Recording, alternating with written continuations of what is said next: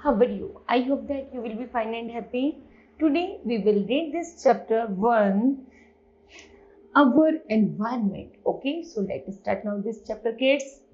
When we talk about the environment, we mean everything in the world around us that surrounds and affects our life on earth. जैसे कि हम पर्यावरण के बारे में बात करते हैं किड्स, इस सब जगह जो भी चीज जो हमें चारों ओर से घेरे हुए है वही एनवायरमेंट है. ओके, इंक्लूडिंग द उसमें इंक्लूडिंग है जैसे air, food chain, water cycle, plants, animals and other humans. Okay, climate change is one of the really big environmental change. यहाँ तक कि जो क्लाइमेट चेंज है ना, जलवायु परिवर्तन है, वो क्या है? वो हमारा एनवायरमेंट चेंज का सबसे महत्वपूर्ण स्रोत है. Is that affecting the leaves of the people, animals and the play plants all over the world. पूरे संसार में जो भी जानवर है, पेड़ है या फिर लोग हैं, वो सब क्या है? वो इन एनवायरमेंटल चेंजेस से या फिर क्लाइमेट चेंज से इफेक्टेड होते रहते हैं. Why do we need environment? हमें एनवायरमेंट की नीड क्यों है? चलिए, 5 basic need of the human beings. 5 मुख्य मौलिक आवश्यकताएं होती है एक मनुष्य की. एनवायरमेंट में हमें देता है oxygen, water, food, shelter and warmth. We get this from the planet on which we live. वह प्लैनेट, वह ग्रह जिस पर हम रहते हैं, है ना, वह हमारे लिए सबसे इंपॉर्टेंट है. दूसरा, we breathe oxygen from the air. वह हवा जिससे हम सांस लेते हैं. तीसरा, we get water from the rain. वह पानी जो हमें बारिश से प्राप्त होता है. Which fills our lake. इससे हमारी नदियां, झील, क्रेक सब चीजें भर जाती हैं. Which we store in the dams. यहाँ तक कि हम उन्हें डैम्स में स्टोर कर लेते हैं. Reservoir and the water tanks में. ओके, नेक्स्ट है वी गेट फूड. हमें भोजन की आवश्यकता है फ्रॉम द, जो हमें मिलता है किससे? प्लांट से, एनिमल से, फिश से एंड बर्ड से. We get shelter from. हमें शेल्टर किससे गेट होता है? From the material we take out from the earth and from plants that grow in the earth, trees और मेक अवर होम. पेड़ से या एनवायरमेंट से संबंधित तथ्यों से हमारा मिलकर घर तैयार होता है. फिर वी गेट वार्मथ. हमें वार्मथ मिलता है किससे? सन से, फायर से एंड पावर से. पावर मीन इलेक्ट्रिसिटी हो, गैस हो या फिर ऑयल हो. एंड अवर क्लोथिंग से. ओके, चलिए. Apart from warmth and the light from the sun, these all come from our planet. ये सन और जितनी भी हमारी वार्मथ है वो सब हमें किससे गेट होती है? हमारे प्लैनेट पर ही मिलती है. But over the year the human population has grown and grown. जिस तरह हमारी जनसंख्या दर प्रति दर बढ़ती जा रही है, this has had a huge impact on the environment of our planet. उसी के आधार पर जो हमारा प्लैनेट है, पर्यावरण है, वो भी लगातार गति से बढ़ता जा रहा है. This impact has caused change. जिस तरह हमारा पर्यावरण बदलता है, which have affected our atmosphere. तो हमारा एटमॉस्फेयर भी बदल जाता है बाय पोल्यूटिंग इट से. Too much smoke, carbon dioxide and other greenhouse gases such as the methane, by making holes in the ozone layer which protects us from some harmful rays of the sun. Okay, चलिए. everyone who is living on the earth, प्रत्येक आदमी जो पृथ्वी पर रहता है, has some basic needs. वह मुख्य कुछ basic needs रखता है. humans have caused so many changes that many living things cannot get what they need. जितनी हमें जरूरत होती है, हमें केवल उतनी एनर्जी का यूज करना चाहिए, बाकी हमें एनर्जी वेस्ट नहीं करनी चाहिए. Some of the changes have lead to the extinctions of many kinds of the wildlife. जिस तरह हमारी जो पर्यावरण है बदलता है, उसी के आधार पर जो भी हमारी वाइल्ड लाइफ है, जंगली जीवन है, वो भी हमारा बदलता रहता है. जैसे चाहे हमारे एनिमल्स हो, प्लांट्स हो, इंसेक्ट्स हो, etcetera. Okay, we are beginning to realise that our basic human needs are being affected also. यहाँ तक कि जो भी सबसे मुख्य रूप से जो शुरुआत होती है वो मनुष्य की एक्टिविटी से प्रभावित होकर होती है. ओके, चलिए. नेक्स्ट है हमारा natural environment. Natural environment has two components. जैसे land, water, air etcetera, which from the physical environment, and the plants and animals which from the biological environment. These are the termed as the domains as the realm of the earth. Number first is solid crust of the earth is called lithosphere. Water bodies on the earth's surface together from the hydrosphere. जो हमारी पृथ्वी की ऊपरी solid परत है उसे हम lithosphere कहते हैं. जो पानी की परत है, पानी से भरी हुई सतह है, उसे हम हाइड्रोस्फीयर कहते हैं. The layer of the air around us is called the atmosphere. और जिस परत में, जिस वायुमंडल में वायु भरी है, उसी को हम एटमॉस्फेयर कहते हैं. The living world have where land, water and air. जीवन वही है जहां पर धरती हो, पानी हो और हवा हो. इंटरेक्ट, जहां पर तीनों एक साथ रहते हो. Support life is called the biosphere. और जब इन तीनों का संयोग होता है उसी को हम बायोस्फीयर कहते हैं. Okay kids. फिर है lithosphere. The lithosphere from the Greek of the Rocky sphere. जो लिथोस्फीयर होता है वो एक मोटी सॉलिड क्रस्ट से बना होता है. Outermost shell of the rocky planet. जो उसकी ऊपर की परत होती है वो रॉकी प्लैनेट से बनी होती है. In the case of the earth, यदि पृथ्वी के अंतरम भाग में देखें तो the lithosphere included the crust, the upper layer of the metal. जो लिथोस्फीयर में जो परतें पाई जाती हैं, लिथोस्फीयर की जो सबसे ऊपर की परत होती है जिसे हम देख सकते हैं, उसे हम मेटल कहते हैं. That is joined to the crust, जो क्रस्ट से ज्वाइन होती है. The lithosphere contain a rich variety of the minerals. Lithosphere में बहुत सारी मिनरल्स, खाद्यान्न उपलब्ध होते हैं. In addition it continually interact with the atmosphere and the hydrosphere. यह एटमॉस्फेयर और हाइड्रोस्फीयर से भी इंटरेक्ट होती है. The earth lithosphere provide us with the terra firma on which we live. पृथ्वी पर जो लिथोस्फीयर, जो परत है, उससे हमें क्या प्राप्त होता है? टेरा फर्मा, जहां पर हम रहते हैं. To sustain our lives we need except to air.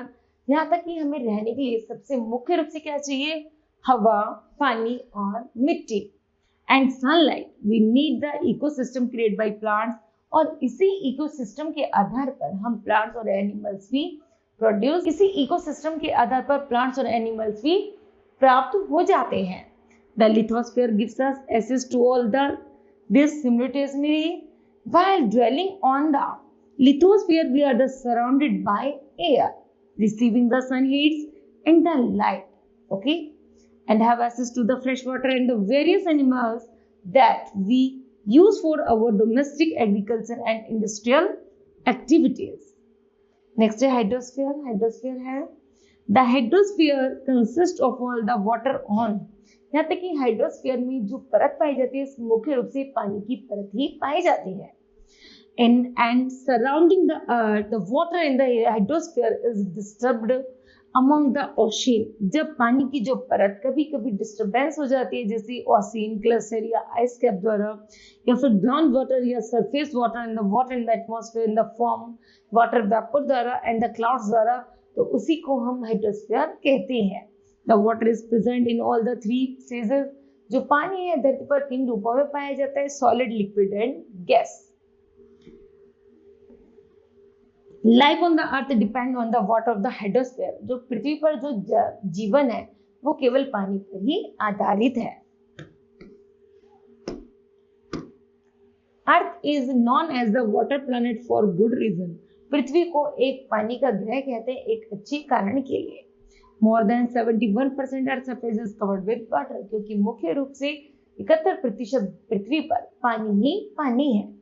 Only a small fraction of the total amount water on the earth is available for drinking. और बहुत कम मात्रा में एक ऐसा पानी है जो ड्रिंकिंग के लिए, वॉशिंग के लिए एंड इरिगेशन क्रॉप्स के लिए यूज किया जाता है. Because most of the either salty और द फ्रोजन. बाकी सारा पानी खारा और नमकीन है. एटमॉस्फेयर है. Our atmosphere is the delicate life given blanket of air. जो हमारा एटमॉस्फेयर है वो जो हमें हवा प्रदान करता है और एक नया जीवन देता है. That surround the fragile earth in the one way or the another. It is influence everything we see and hear. जैसे हम सुनते हैं और जानते हैं कि हवा के बिना हमारा जीवन बेकार है, तो यह बिल्कुल सत्य है।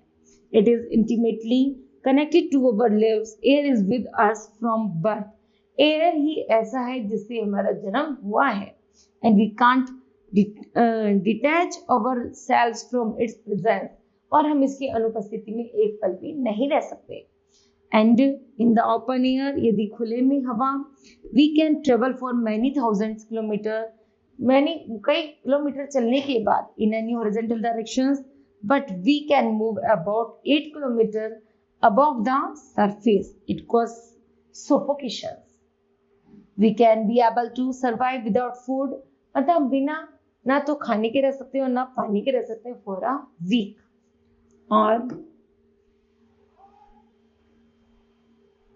or days. Okay? But we can't survive without atmosphere. और ना हम बिना survive के रह सकते हैं more than a minute. एक मिनट में.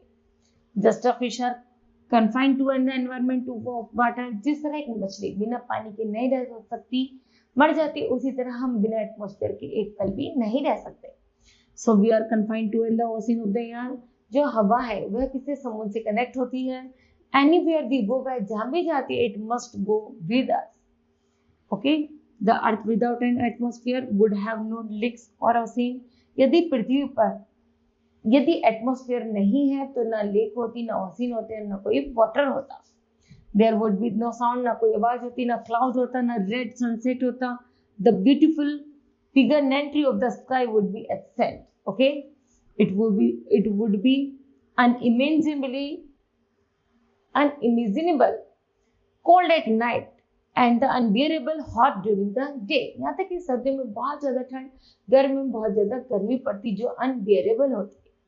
All things of the earth would be at the mercy of the intense sun being down upon a planet utterly vast.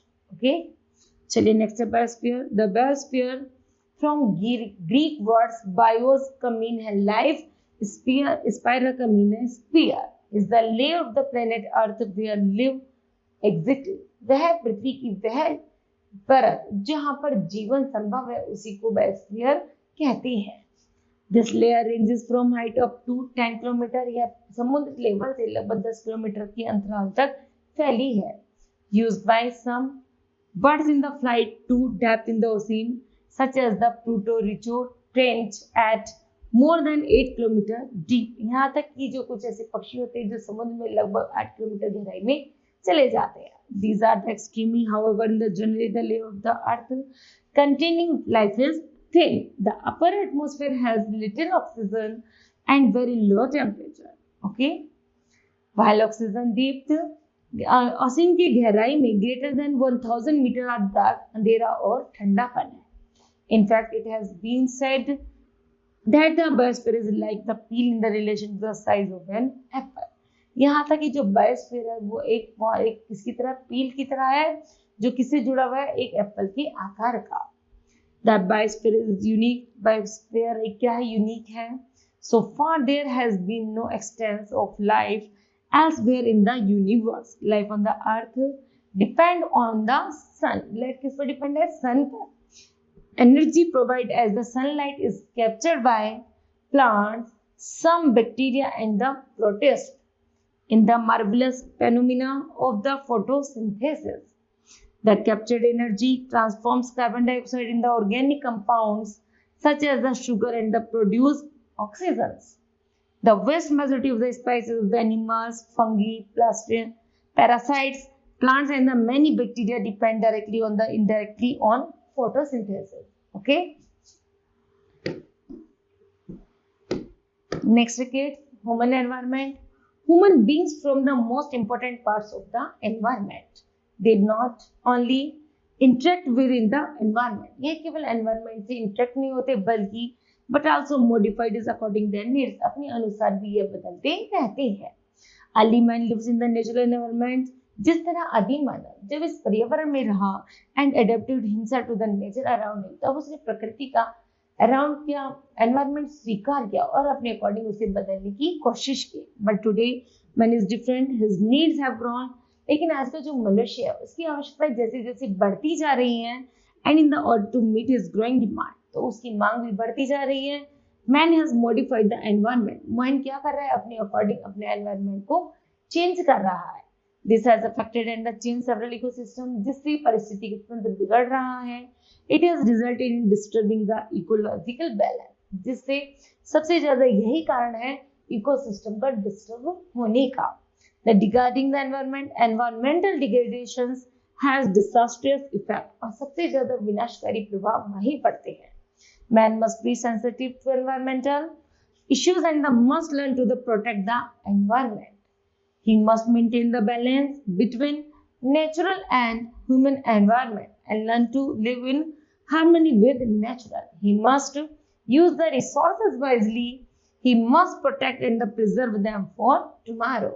Okay, now kids, this chapter will be completed. I hope that you understood well. Thank you. Have a nice day.